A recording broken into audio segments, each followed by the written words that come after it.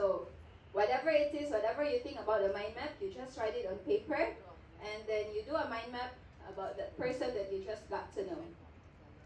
So I have a sample here.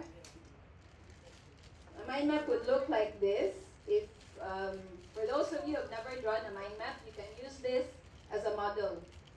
So your middle part, now you can start drawing.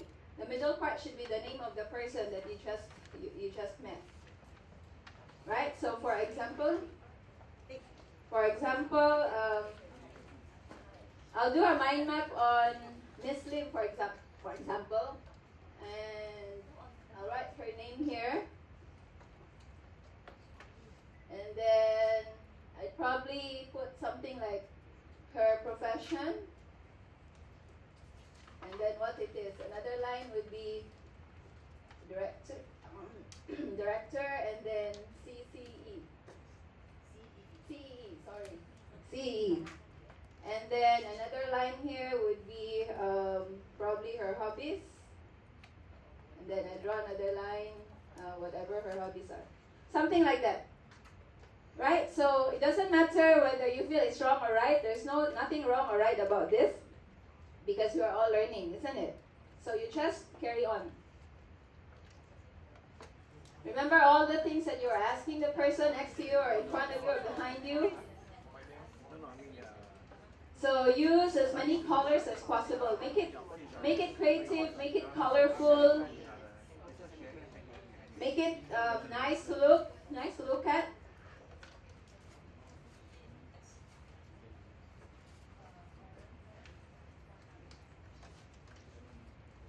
So on top of that, other than the things that your seatmate or the person has shared with you, you also put your first impressions. Right, so the third line, if you're only using 3 lines, the third line would be your impressions. So what do you think about the person? The person is shy, is friendly, is courteous. If you're ready, let's wait for a few more who are yet to finish. I'd like you to be very proud of what you did. I'd like you to be proud of your mind map, so you have to be able to put it up. Can we put it up? Put it up, don't be shy. It's your own creation. Oh, that is very nice. See, it's very simple. I can't see from here, but the way it looks like, yeah. It's cool. Show it. Don't be shy. Show it. Oh, you really have a lot of things you were able to learn from your from Miss Goodness, is it? Goodness. Eunice. Oh, that's already Eunice. It's all food. Hobby surfing. Oh, then she's able to balance it. Take all the food, but surf at the same time. And then family, the house. Ah, this is cool. Who is this? Ah, okay. Wait. Is that your name? Uh-huh. And you have Ping. You have Miss Lim. What did you write about Miss Lim that I still don't know about? And Miss Lim has? That's fine. Yeah, you can work on that. That's a good start. That's very cool. Christopher, what have you got? Show me. Why don't you like to use other colors? Is that your favorite color? Green? Oh, no wonder. My son's favorite color is brown. So you're a leaf and he's a tree.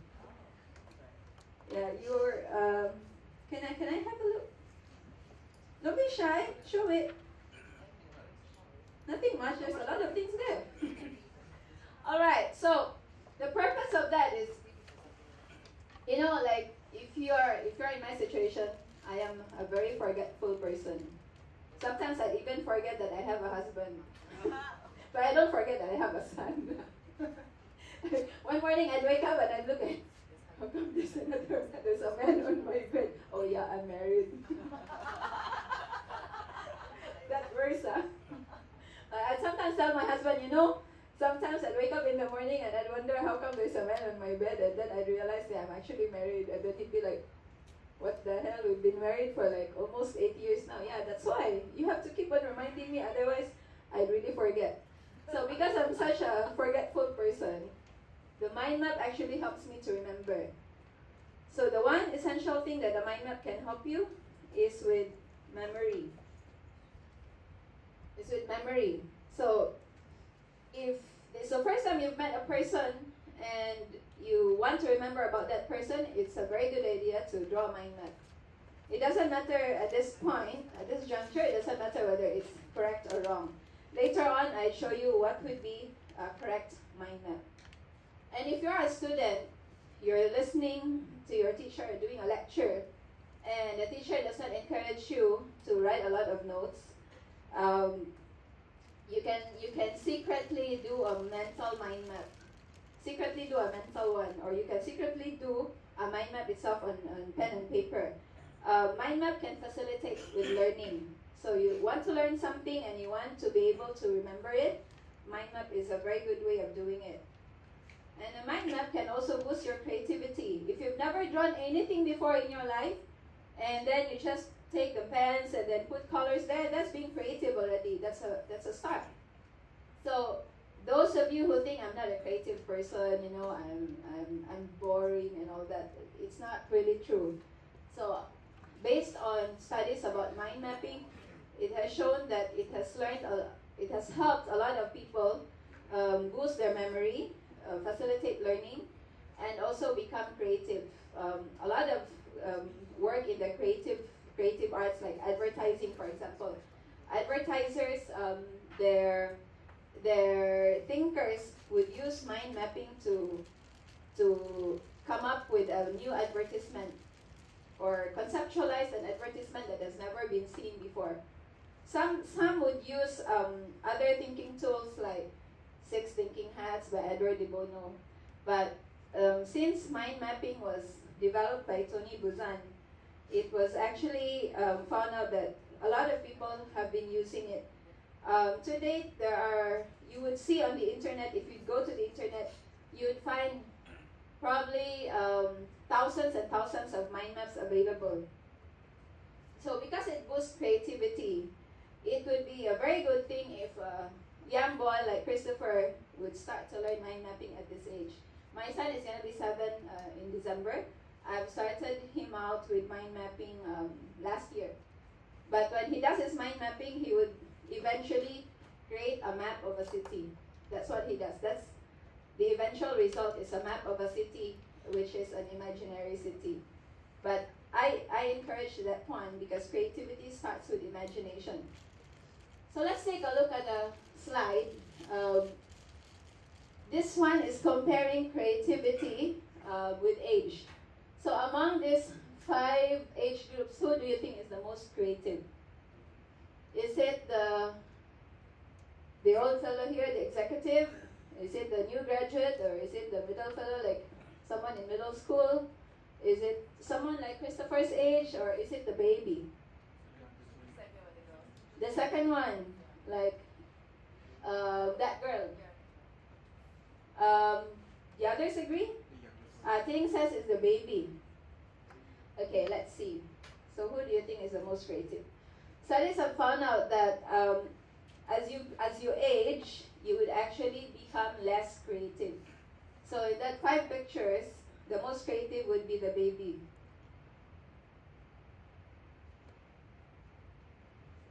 When you're young, you can imagine about everything. When you look at the baby, he is hanging there. But his imagination, which you don't know about, would be probably he's flying a plane or something like that. But as we age, and especially when we start going to school, and teachers would tell us, you can't do this, you can't do that, you can't daydream while listening to me, then that is actually curbing the imagination, and eventually it curbs your creativity to the point that when you reach university, you're already almost like a robot. You just do what the teacher would tell you to do. Take down notes, use bullet points, use black pens only. You can't use any other color of pens. I really hated it before when my teacher would tell me, I only want to see black pens written on a lined paper, and I'm like, yeah, what's the them selling you other colors of pens and you can only use black. You should have an option, isn't it?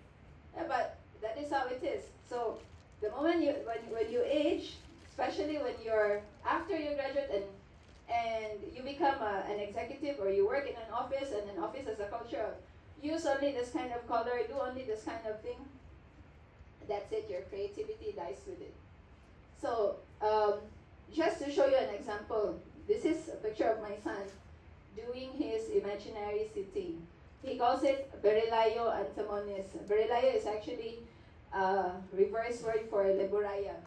You know, when we drive the car and he sees Leboraya Sprint or Leboraya whatever, so he mixes it up and he says he's got a city or a country that's named Berilayo, and when you talk to him, you would probably think he's a weirdo because he would talk about something that you don't see in this world, but he's talking about it based on what he imagines in his own world.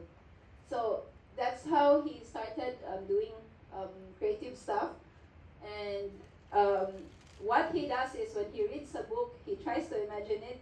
So when he tells you something from his book, you ask him what page he read it from, he could actually tell you the exact page. So that is one exercise that we do. So as we grow older, it's very helpful if we also have that kind of tool. So the mind map is actually a tool for you to develop your imagination. Because the moment you start creating the mind map, the moment you draw those lines, your brain cells are actually getting wired, and then that's how you start thinking about other things that would be related to the central point in your mind map. So for example, you're doing a mind map about a person, you won't just be doing or writing something about that person, you'd also be imagining how would this person be, what would he or she be doing on a Saturday morning, what would he or she be doing when she is on holiday, and that sort of stuff. So that's already your imagination at work. Okay, so the mind map is actually referred to by Tony Buzan as the Swiss knife, the Swiss army knife of your brain. You've all seen a Swiss knife, right? So it's got a lot of uses. You can use it as a cork, you can use it as a knife, you can use it as a pair of scissors, a cutter. Some Swiss knife even has a nail clipper. So it's got diverse uses. And a mind map is something like that. So it has a whole range of uses, whether you're a student or a worker or a housewife or a retiree, you can always find a use for a mind map. And which is why it's a very effective thinking tool. So the mind map is being linked to a human potential. So you have a potential to become a singer, for example. So you want to write your own music, and then you want to be able to sing it. Now, Tony Buzan taught Michael Jackson when he was still alive, when Michael Jackson was in Bahrain, because he was very good friends with the Prince of Bahrain. And Tony Buzan, the founder of mind mapping, was actually invited to teach Michael Jackson and his 3 kids about mind mapping. And Michael Jackson used the mind mapping tool to conceptualize that last concert that he was supposed to do. You know, he died while having his rehearsals for that concert, but he was using the mind map as a tool to create something to make a very different, it would have been a very different concert, none that anyone has seen before in a Michael Jackson concert. So that was creativity at work, that was imagination at work, using the mind map. What else can a mind map do? It would actually facilitate to surface whatever you have in your mind. Deep thoughts, for example, surfacing deep thoughts. You're trying to think about something, you're trying to solve a problem, but you think that you're missing something. So when you start creating a mind map, you would just have that answer. You would have that spark of a moment where it's like an aha moment, like, yeah, this was the missing link. You could actually just draw it. So the mind map has that capability of doing it. The mind map is also something that would facilitate human language. So we are here in this room, and there would be probably 5 or 6 different languages that people in this room would speak. So one would speak English, Chinese, Bahasa, perhaps Hindi or Tamil. Chinese itself has Cantonese, Mandarin, Hokkien, and all that. I speak Filipino, and we have about 87 local dialects other than our national language. But is that really an effective human language? Is that an effective human language? What do you think is an effective human language? If it's not words, so these are all words. Language is all made up of words, isn't it? Correct? So what would be the most efficient human language? Smile? When you're smiling, yeah, the whole world smiles with you, isn't it? I told you I was missing in the toilet. Alright, so let's have a brief exercise. You see this word. What is that word? Apple. What do you have in mind? Fruit. Fruit. Juice. Steve Jobs. Yeah, when I see this word apple, the only thing I have in mind is not the fruit, but my gadgets. And that partly eaten apple, that image. It's not the fruit image, but that partly eaten, which is the logo of Apple gadgets, because I'm a happy Apple user. So you would realize that when you see a word, what would appear in your mind is not actually a word, but an image. Correct? So image then is the most important human language. You see a person, you wouldn't think about the name of that person in your mind, but you would think about the face, the image, again the image. So in mind mapping, we use a lot of images to verbalize our thoughts, communicate our thoughts. And that is how creativity, memory, and learning creates an impact because of the images that we have in our mind. In fact, you can actually form a mind map just based on images. There's no word that you would see. It's all just images. Something like this. So what do you think is this telling you? What is this about? Yeah, anyone? Yes, sir. What do you see on the slide? It's kind of like a picture of information. An information about? Depending on which road it is. It can be a meeting, it can be a games, Mm-hmm. it can be a picnic. Right. Yeah. So essentially, this image, this slide is showing you what is going on in a person's mind. So that is the brain, the left and the right hemispheres of the brain. And this person is thinking about all these things perhaps at the same time.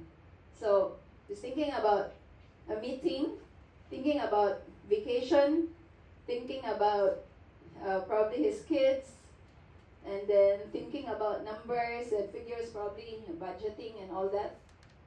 And the human mind works that way. The brain works that way, especially a woman's brain. Don't you think so? We can think about 20 million things all at the same time.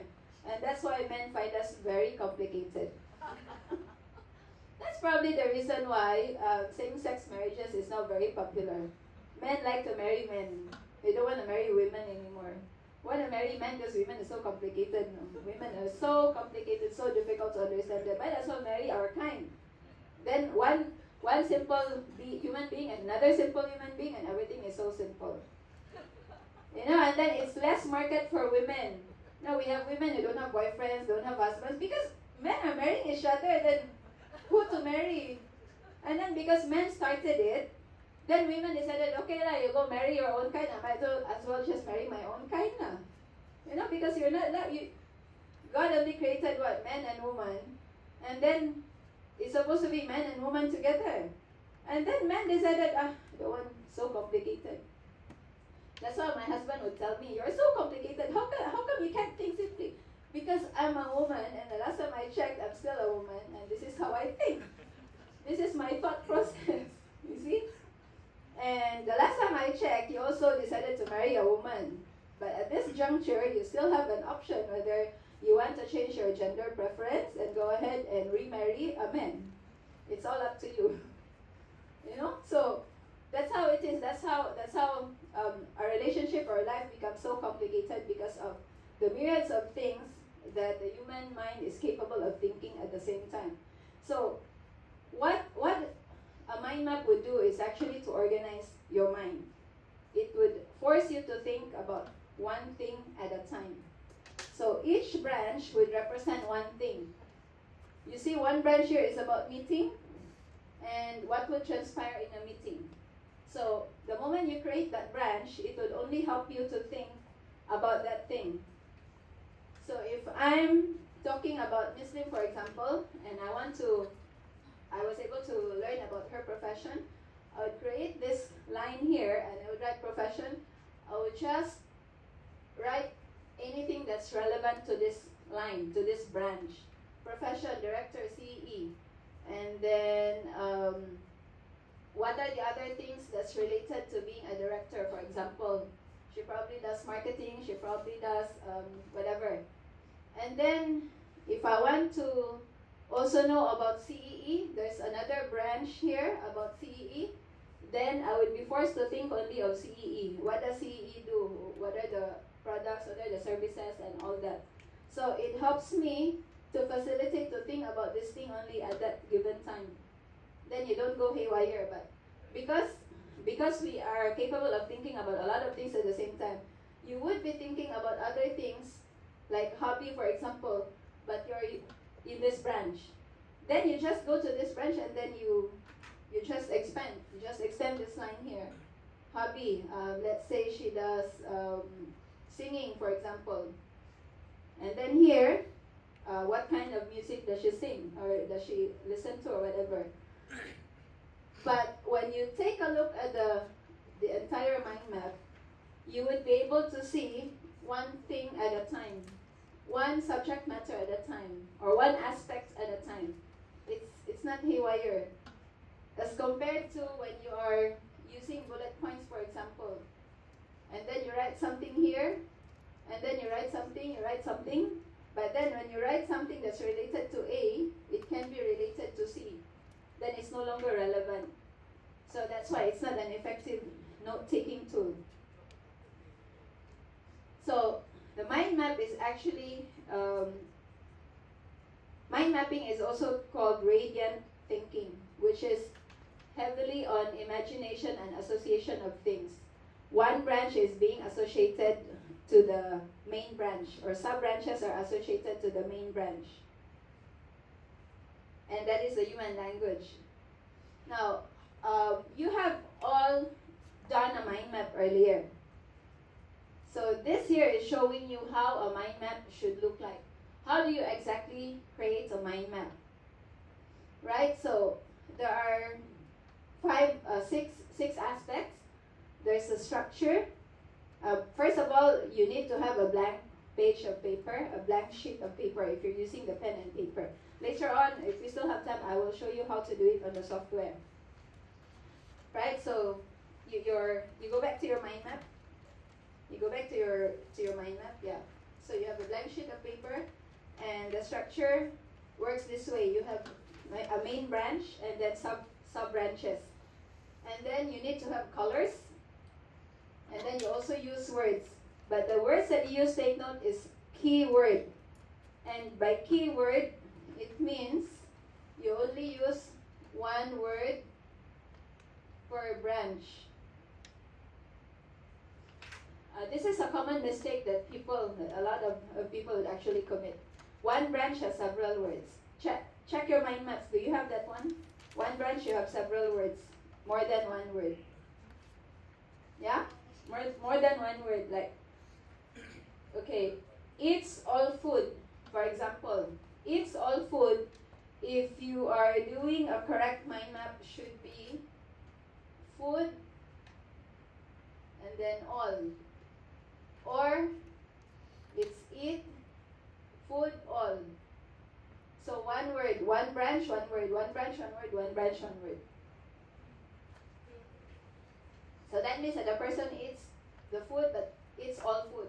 But if the person does not like to eat all food, then food could be here, Malay food, Chinese, Indian. You get what I mean? So it's one word per branch. Now I will tell you later on why it's very important to have only one word per branch. And then you have images, like I've shown you earlier. You can also just have a mind map full of images and no words. And then the branches, you have to have, the length should be exactly the same length as the length of the word that you're writing. So, for example, imagination. So it's only just one line. The creativity part is, instead of using straight lines, you can actually use a waving line. And then when you use colors, use different colors, then the creativity would actually show. So you were on the right track when you created your mind map. Usually when you do a mind map, unless you're already an expert, like Tony Buzan, for example, he can create a mind map in 1 or 2 minutes and it's already perfect. He doesn't need to change it. But my case, because I have a very haywired brain, I'd actually, other than being complicated, my brain is also haywire. So I'd usually come up with about 2 or 3 sheets of papers before I can create the final mind map. So that's why I prefer using my software, the mind map software on the iPad, because I can easily delete.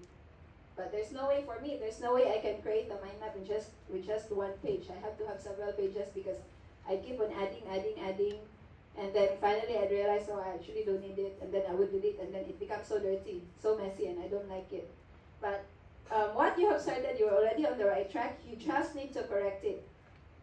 To make sure that you have colors, use colors, to make sure that you have one word per branch. So this part is the easiest actually. It's just like taking a hammer. You know that a hammer is used for poking. You poke. But what you would need to know about the hammer is, how can you create a house from just having a hammer? Because every house, every structure starts with a poke of a nail using the hammer. So this is why, before that, the importance of color. Why do you need to have colors on your mind map? You compare this one, if you're having a map, for example, of a train station, you have several train stations here, right?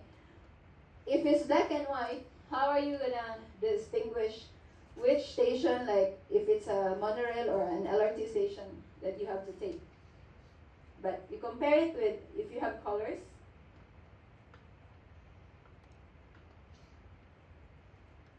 If you have colors, does it make a difference? Is it better? Will it be able to guide you better? So that's actually the reason why you have to use colors in your mind map.